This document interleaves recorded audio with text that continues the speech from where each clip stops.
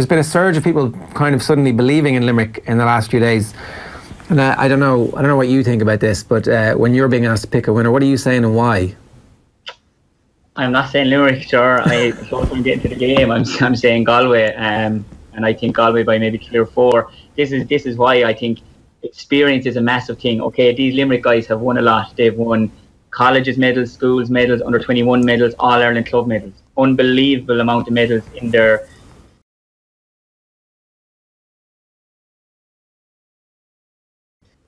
in their vault, and they've got some top quality players, and potentially they probably have 4 or 5, maybe 6 all-stars on their team from this year if they perform in the final. But I just think they have one thing that you just can't buy, and that's experience of the big day.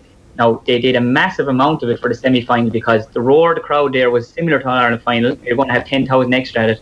And the other thing was they met the president. Now, you can't account for all these things. They're all 1%ers, but they've gone through the routine of meeting the president, and that's brilliant. But what they haven't gone through is playing All-Ireland finals.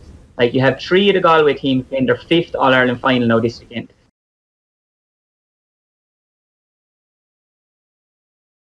You have maybe another 7 or 8 of them that have played 3 All-Irelands. And then, the core of the panel, this is their 2nd All-Ireland in 2 years.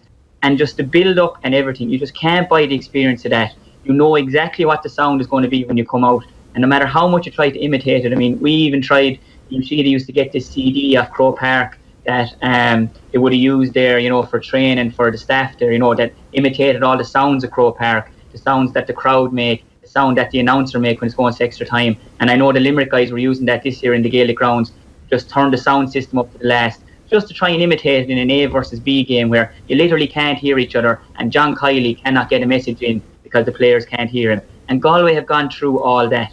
And I just think Galway, they've hit little patches and all that, but I do think there is a massive performance in them. And they performed last year in the All-Ireland final. They were by far the better team. They were up 10 points to 1-3 at one stage, and Waterford got a couple of goals. They kept them in it coming up to half-time, and they drove on, and they were deserved winners of that game, scoring 27 points. So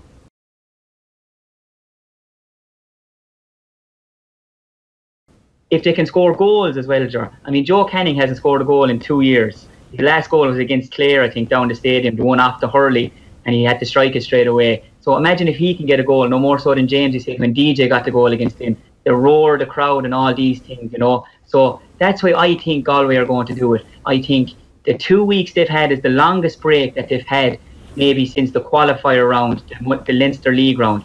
They'll come in fully prepared. They know they haven't performed for a full game yet or close to it. And I just think they're coming in with the experience and with the players and with the hunger. They do not want to be regarded as the team that won All-Ireland and didn't win one for another time. They want to be like 87, 88. They want to create this new legacy for themselves. And I think, that they are going to do it on Sunday by maybe 4 or 5 points.